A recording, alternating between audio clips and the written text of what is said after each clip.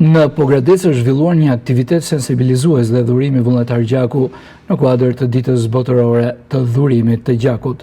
Nisma u organizua nga Kryqi i Kuq Shqiptar në bashkëpunim me degën lokale të Kryqit të Kuq Pogradec. Këtë herë, përfaqësuesit e organizatës zgjodhen të ndalen në një nga fasoneritë e qytetit, ku punonjësit janë bërë pjesë e aksionit human, duke dhuruar gjak për ndihmuar ata që kanë më shumë nevojë.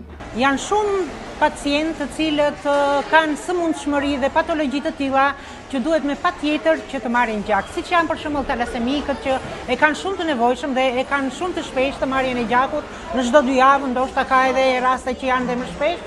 Çdo kush që është i shëndetshëm duhet të dhurojë gjak. Një herë në 3 muaj për burrat, një herë në 4 muaj për gratë, është e shëndetshme, nuk ka ndonjë problem. Sipas të dhënave nevojat dietore për gjak në Shqipëri arrin rreth 28.000 njësi, ndërkohë që dhurimet mbeten të ulta për shkak të mungesës së ndërgjegjësimit të qytetarëve.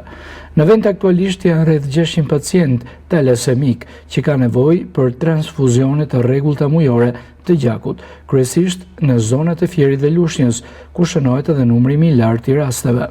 Ndërkohë, aksioni për dhurimin e gjakut do të vijojë edhe në qytete të tjera të qarkut Korçës, me qëllim shtimin e numrit të dhuruesve vullnetar dhe garantimit të rezervave të nevojshme për sistemin shëndetësor.